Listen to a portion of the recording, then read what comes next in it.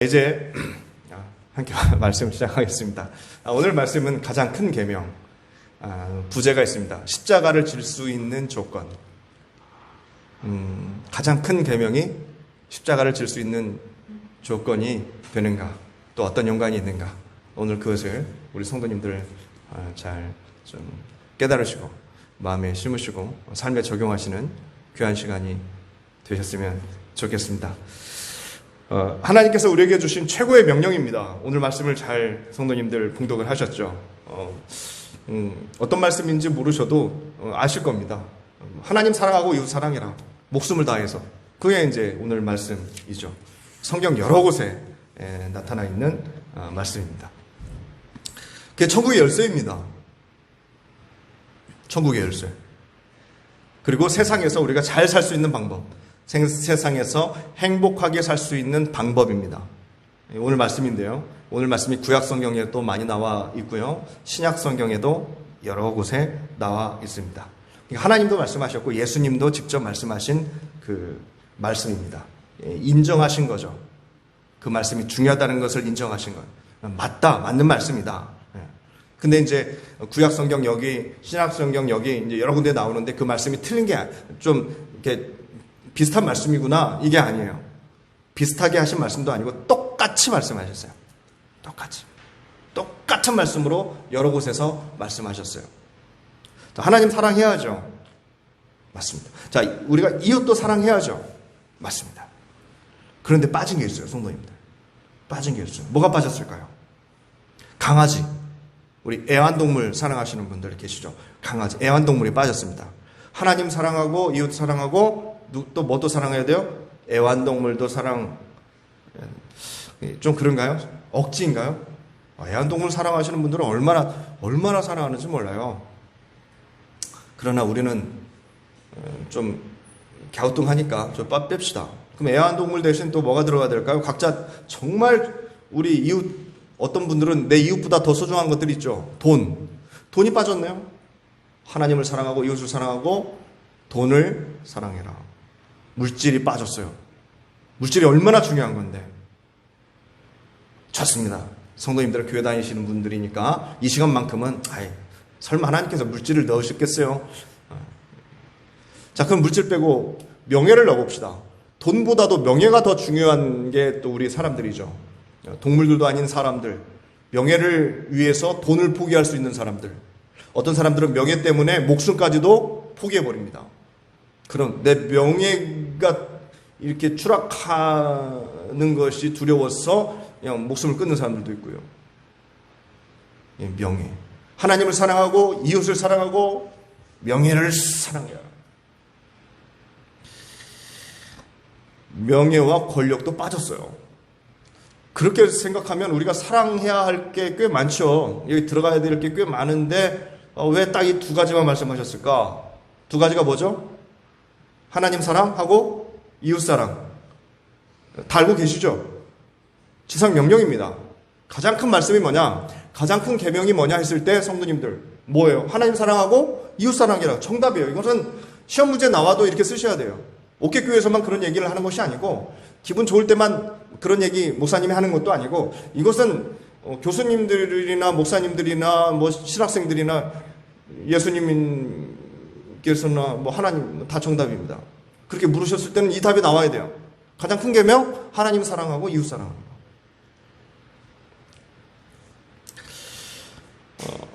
근데 정말 중요한 게 하나 빠졌습니다. 성도님들 뭐라고 생각하십니까? 정말 중요한 게 하나 정말로 빠졌어요.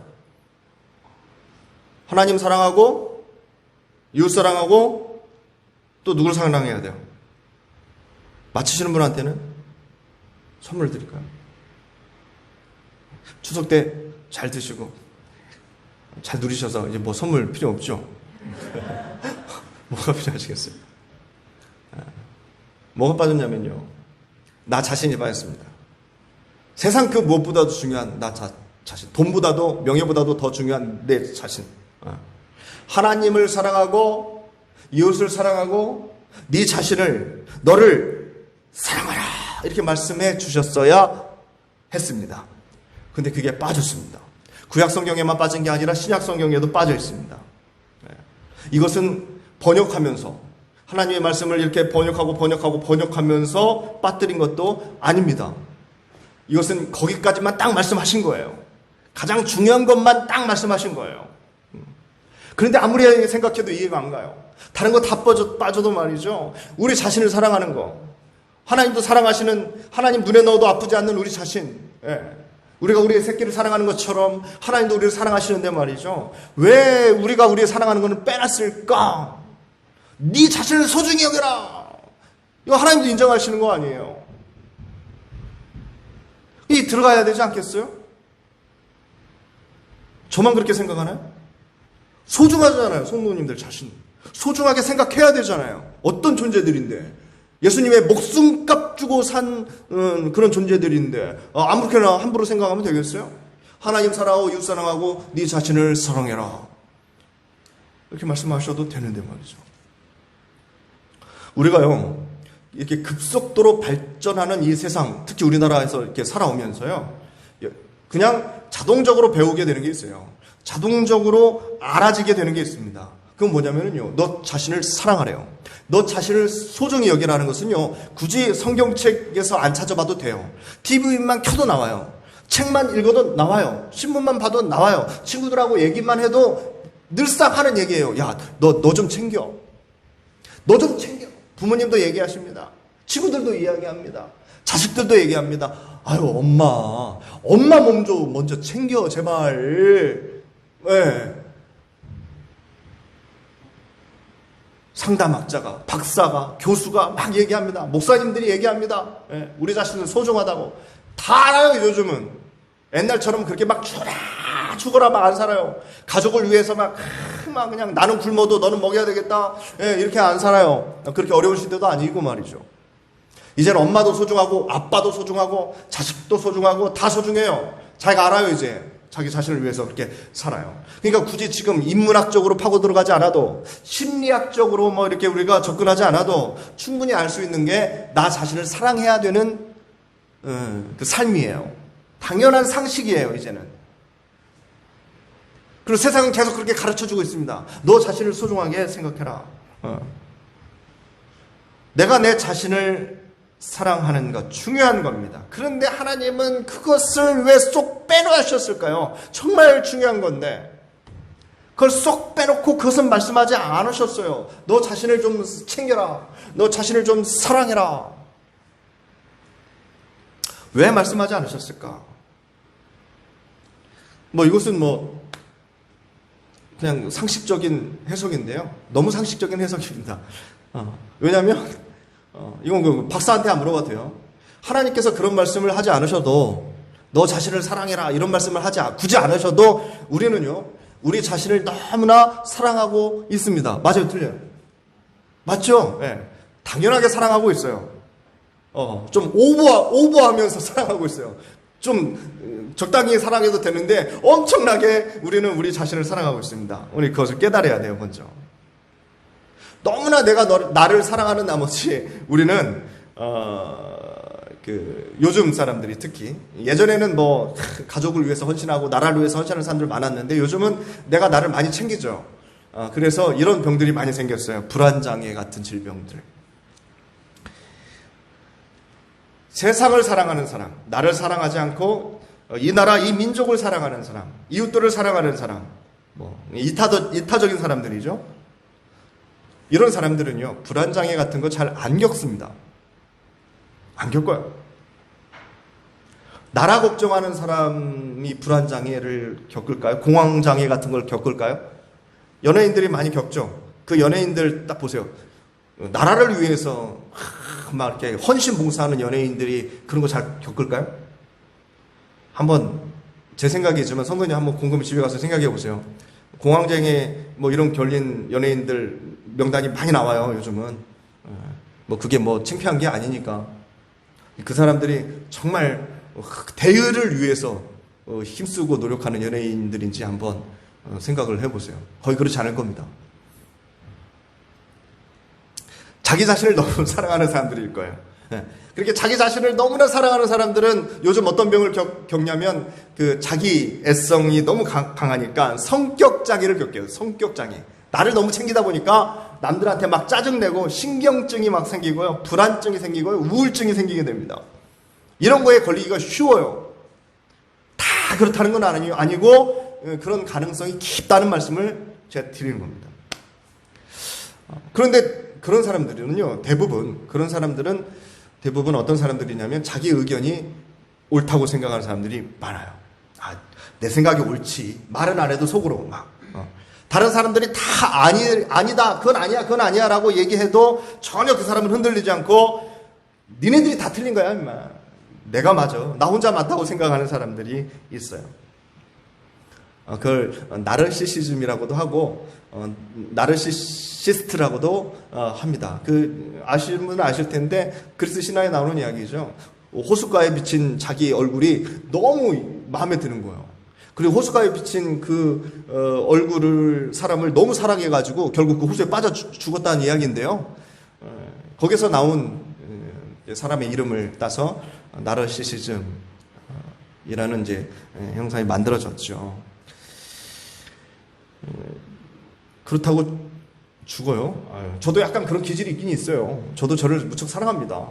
그러나 거울에 비친 내 모습을 그렇게 사랑해서 죽을 정도는 아니에요. 사람이요, 어릴 때는 이해해요. 그럴 수 있어요. 어릴 때는요, 나와 남을 잘 구분 못해요. 아기 때는 그래요. 그래서 남을 내가 배려해야 된다, 남을 신경 써야 된다는 거 절대 모르죠. 자기만 알아요. 배고프면 울고 막 재밌으면 웃고 그래요. 근데 점점 자라면서 누구를 생각하냐면 남을 생각하게 돼요. 남을 생각하게 되고 또 남을 사랑하게 돼요. 그래서 결혼도 하죠. 자기만 사랑하다가 남을 사랑할 줄 알게 되는 겁니다. 그게 자라는 거예요. 그게 어른이 되어가는 거예요. 그게 성장하는 거예요. 당연하죠. 그런데 그렇게 성장하지 못하는 사람들이 간혹 있어요. 어린아이의 마음을 그대로 갖고 몸만 성장하는 사람이 있어요. 남을 사랑하지 못해요. 남을 배려하지 못해요. 자기만 알아요. 어른 같은데 아이 같은 사람이죠. 우리가 그것을 성장하면서 알게 됩니다. 또 어른이 되니까 자동적으로 깨달아지는 게 있어요. 어렸을 때는 몰랐는데 어른이 되니까 그렇구나, 세상이 이렇구나, 이런 거구나 알게 되는 게 있어요. 그래서 하나님도요, 우리에게 성장을 요구하고 계십니다. 창세기에서 요한계시록까지 쭉 보면은요, 우리한테 그냥 머물러 있으라는 절대 그런 말 없습니다. 늘 배우라고 해요. 그리고 또 가르칠 수 있는 사람들 가르치라고 그래요. 깨달으라고 말씀하십니다. 장성한 분량에 이르라고 말씀하십니다. 제발 좀 성장해라 그래요. 네. 어린 아이에만 머물러 있는 것을 안 좋아하세요. 성숙하라고 그래요. 배우고 확실한 일에 거하라고 말씀하고 계십니다. 그렇게 배우고 깨닫고 성장하여 어른이 되면은요, 우리는요, 남을 볼 수 있는 거예요. 옆에 있는 사람을 제대로 볼 수 있어요. 이웃을 생각할 수가 있어요. 이제는 나만 사랑하는 것이 아니라 가족도 사랑할 수가 있고요, 이웃도 사랑할 수가 있고요, 좀 더 나아가서 나라와 민족도 사랑할 수가 있는 그런 생각과 그런 삶을 살 수 있게 되는 어른이 되는 겁니다. 그게 성장이거든요. 그게 맞아요. 그렇게 커가는 게 맞아요. 그런데 커서도 자기만 아는 아직 덜 큰 어른들이 있다는 거죠. 그게 문제인 겁니다. 그런데요, 여하튼 하나님께서 굳이 말씀하지 않으셨는데도 우리는 우리 자신을 너무도 사랑하고 있습니다. 자연스럽게 엄청나게 사랑하고 있습니다. 그러니까 하나님께서 오히려 우리에게 어떤 말씀을 주셨냐면, 자기 자신을 사랑하지 말고 오히려 이런 말씀을 주십니다. 자기 자신만 그렇게 엄청나게 사랑하지 말고 자기를 부인하라고 말씀하십니다. 너를 부인하라. 잘난 척하지 말고 너를 부인하라. 오늘 말씀 한 장 한번 보실래요? 마태복음 말씀인데요, 16장 24절. 이에 예수께서 제자들에게 이르시되, 예수님께서 직접 하신 말씀입니다. 누구든지 하나도 빠짐없이 그 어느 누구든지 다 나를 따라오려거든, 그냥 성도님도 포함되고 저도 포함돼요. 예수님을 따라가려거든 조건입니다. 뭘 하라고 그래요? 자기를 부인하고 그리고 자기 십자가를 지고 나를 따를 것이니라. 주님을 따라가는데 조건이 붙어요. 십자가를 져야 돼요. 근데 십자가를 져야 되는데 그 십자가를 질 수 있는 사람은 어떤 사람이에요? 자기를 부인하는 사람. 그리고 따르래요. 예수님이 뭐 농담으로 하신 말씀이겠어요? 아니죠. 조건입니다. 예수님 따라가고 싶니? 십자가를 져라. 십자가를 지려면 어떤 사람? 자기를 부인하는 사람은 십자가 질 수 있다 이거예요. 아주 단순한 공식입니다. 이 말씀이 마태복음 9장에도 나타나, 마가복음 9장에도 있고, 누가복음 9장에도 있고, 누가복음 10장에도 나타나고, 계속 이 말씀을 하십니다. 똑같은 말씀. 너무나 중요한 말씀이니까, 누구든지 나 따라 오고 싶으면, 자기를 부인하고 십자가를 져. 저는 어렸을 때 이 말씀이 무슨 말씀인지 잘 이해가 안 갔어요. 부인하라는 게 도대체 무슨 말씀이냐. 어렵잖아요. 한자니까. 부인하라, 부인하라. 무조건 아니라고 하는. 무조건 아닙니다, 아닙니다, 아닙니다. 이게 이렇게 하면서 살아라는 건가? 아니면 좀 겸손하라는 말씀인가? 근데 성경은요, 겸손하라는 말씀 전혀 아닙니다. 아닙니다. 왜냐면 십자가를 지려거든 아무나, 아무 때나, 아무렇게나 지는 게 아니거든요. 자격이 있어요. 조건을 분명히 걸어 놓으셨어요. 십자가를 지는 조건이 아무나 져라, 아무 때나 져라, 뭐 이렇게 지든 저렇게 지든 아무렇게나 져라. 아니에요. 누구나 져라. 누구나 지금 져야 되는데 조건이 있었어요.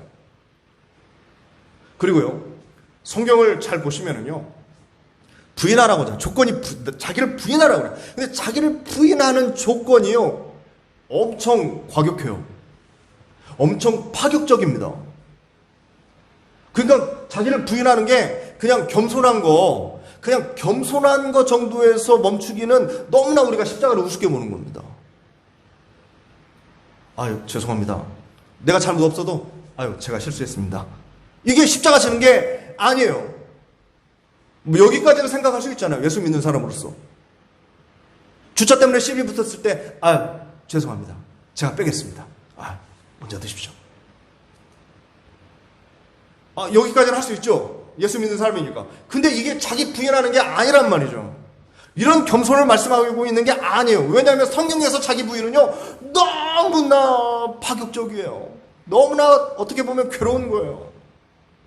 십자가가 그렇게 우스운 게 아니라는 것을 말씀하고 있습니다.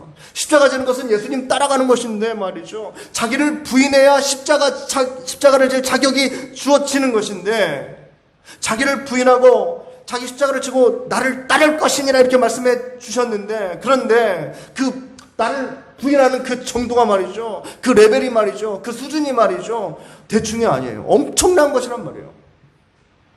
사도 바울이 자기를 부인합니다.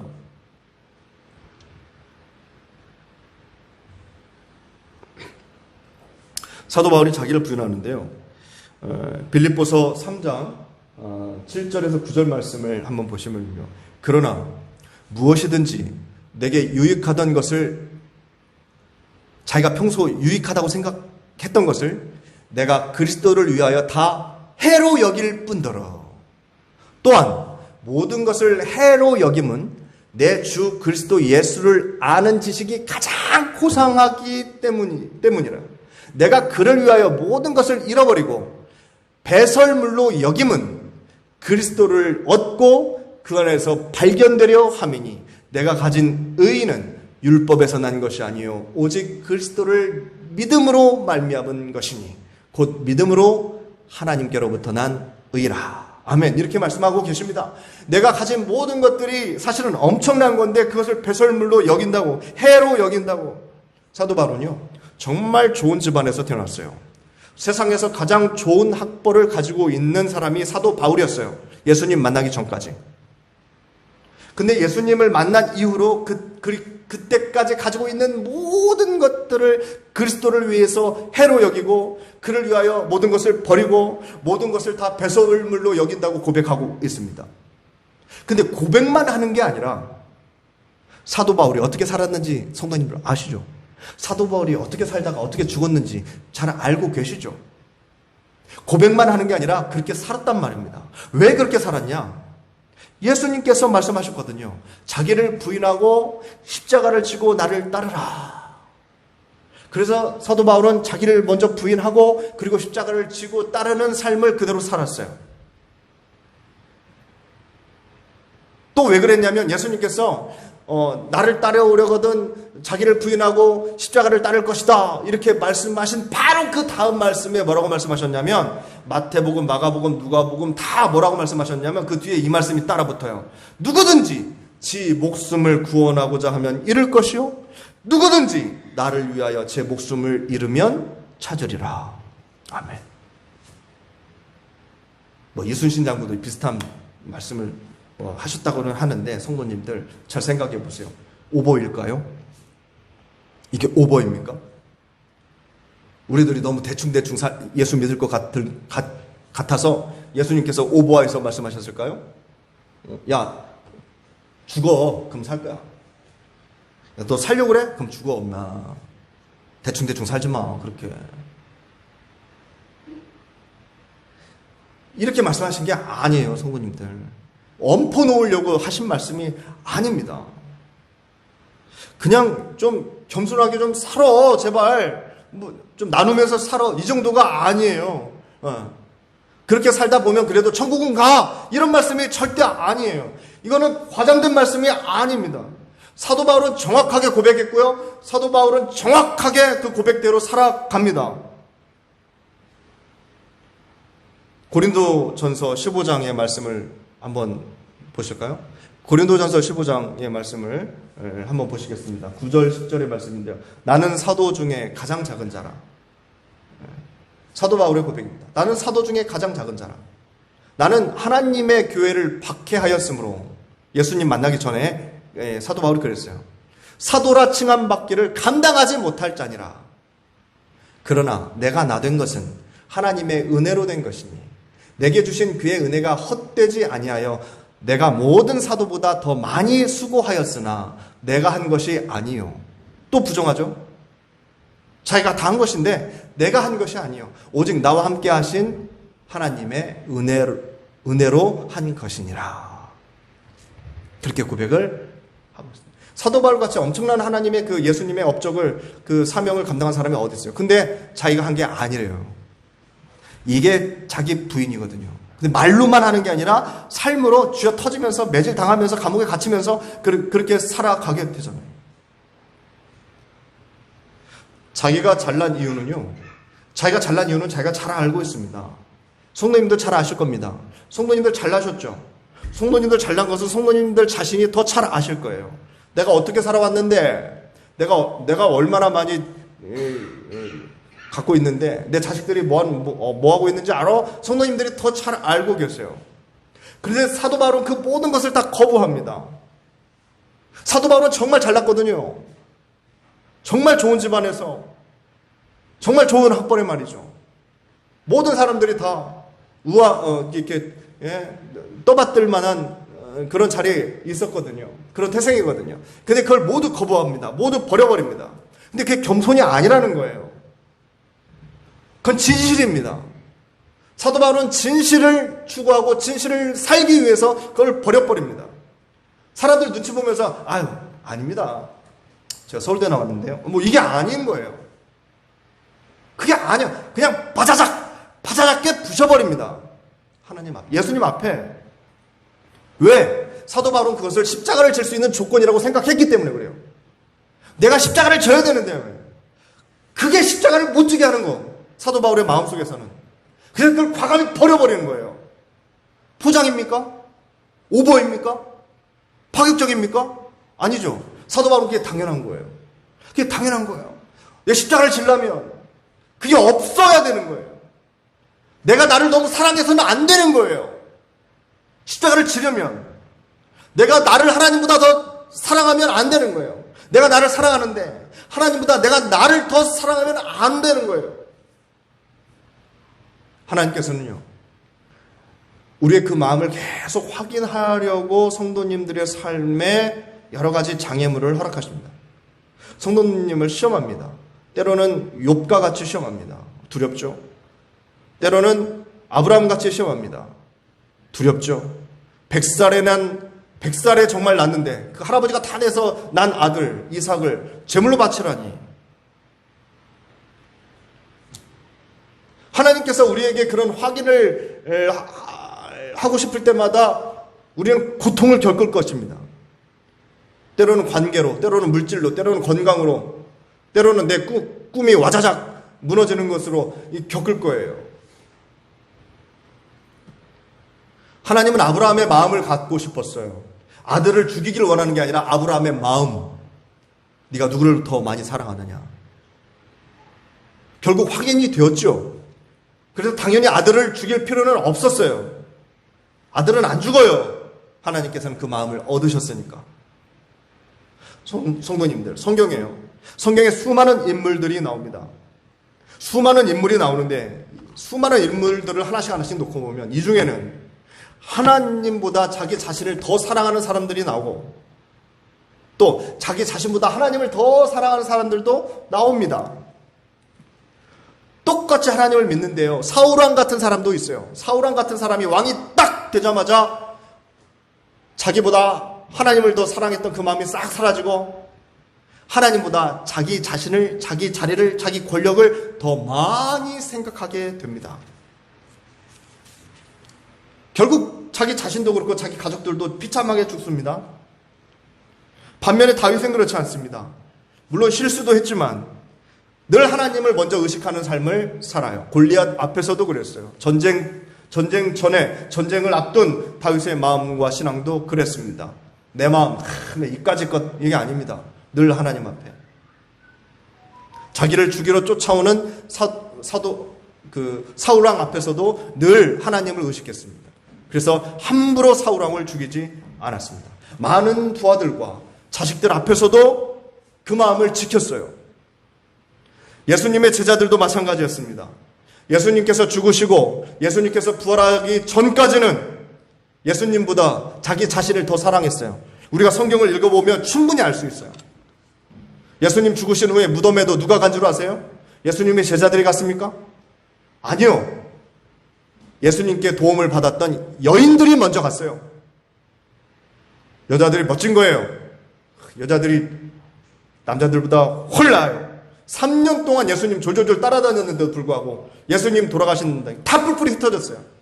자기 직장으로 돌아가고 자기 고향으로 돌아가고 예수님 고난받으시는 그 현장에 있었어도 두려워서 덜덜덜덜 떨고 있었어요. 말도 못하고. 여인들이 그 무덤에 찾아갑니다. 예수님께서 말씀하셨어요. 너희는 가지다. 나는 포도나무다. 그가 내 안에, 내가 그 안에 거하면 사람이 열매를 많이 맺나니 나를 떠나서는 너희가 아무것도 할 수 없습니다. 이 다음에 정말 무시무시한 말씀을 하십니다. 사람이 내 안에 거하지 아니하면, 사람이 내 안에 거하지 아니하면, 다시 말씀드려볼까요? 포도나무 가지가 포도나무에 붙어있지 아니하면 뭐라고 말씀하셔요? 가지처럼 밖에 버려지나니, 그래서 말라 비틀어지나니 사람들이 그것을 주워다가 불에 던져 살았느니라. 성도님, 이 말씀 어떻게 생각하세요? 멋진 시적인 말씀인가요? 보통 말씀 아닙니다. 잘못하면 땔감이 될 수 있는 인생이 될 수 있다는 거예요. 땔감. 성도님들, 열매를 맺고 아름다운 생산을 하면서 많은 사람들에게 유익을 주고 나도 그렇게 붙어서 살아가야 되는데 잘못하면 땔감 정도의 인생이 되어버린다는 말씀. 마태복음 7장에 뭐라고 말씀하십니까? 나더러 주여 주여 하는 자마다 다 천국에 들어갈 것이 아니요. 예수 믿는다고 교회 다닌다고 다 천국에 들어갈 것이 아니요. 이 말씀이에요. 다만 하늘에 계신 내 아버지의 뜻대로 행하는 자라야 들어가리라. 그 아버지의 뜻이 성도님들 오늘 말씀입니다. 하나님을 사랑하고 이웃을 사랑하는 일. 바로 그것 때문에 예수님께서 십자가를 지셨습니다. 왜요? 하나님을 사랑하기 때문에. 하나님의 말씀을 수행해야죠. 그리고 이웃을 사랑하기 때문에, 우리들을 사랑하기 때문에 우리의 죄를 대신해서 본인이 죽어주셔야죠. 그걸 감당하셨어요. 근데 성도님들, 그 사명이 예수님에게만 아니라 우리들에게도 주어졌다고요. 우리들에게도. 그래서 성경은 구약과 신약을 통틀어 수차례 말씀하고 계십니다. 목숨을 다해서 하나님 사랑하고 마음과 뜻을 다해서 내 이웃을 사랑하라고, 그게 가장 큰 계명이라고 말씀하고 계십니다. 예수님의 십자가를 지려면, 하나님을 사랑하고 이웃을 사랑하려면 가장 먼저 나를 부인하는 게 필요합니다. 그런데 그것은 어떻게 보면 겸손처럼 보이는데 겸손에서 끝나는 일이 절대 아닙니다. 아, 뭘요? 제가 한 거 아닙니다. 예, 제가 다 한 것도 아니고요. 아이고, 뭐 그런 거 가지고 그러십니까? 아무것도 아닙니다. 아, 먼저 하시죠. 제가 다음에 하겠습니다. 여기까지는 겸손이죠. 이걸로 천국 갈까요? 이걸로 십자가 졌다고 할 수 있을까요? 아니죠. 성경은 과격하다니까요. 너무나 당연하게 그래요. 근데 포장이 아니에요. 속옷 달라 오면은 뭐까지 줘야 돼요? 겉옷까지 줘야 돼요. 이게 성경 가르침입니다. 오른밤 맞으면 왼밤도 돌려대야 됩니다. 이게 성경의 가르침입니다. 이게 십자가 지는 거거든요.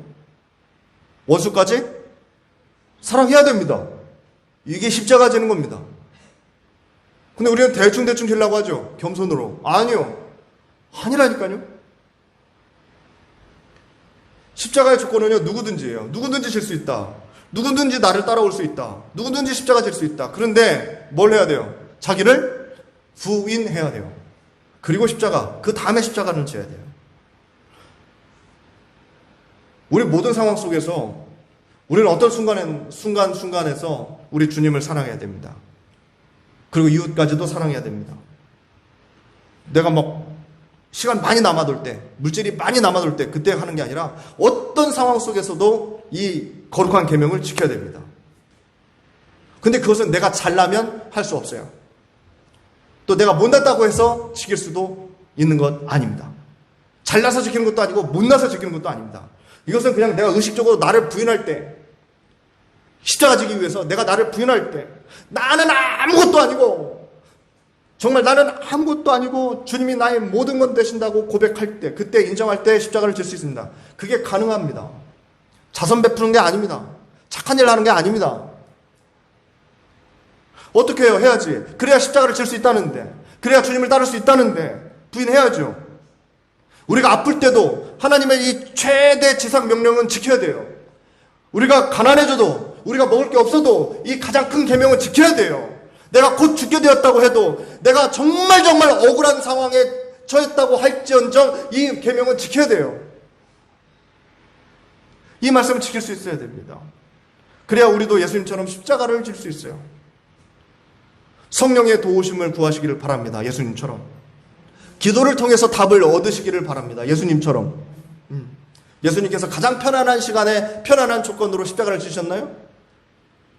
가장 억울하게 지셨죠. 가장 고통스러운 순간에, 가장 죽어버리고 싶은 순간에 십자가를 지셨잖아요.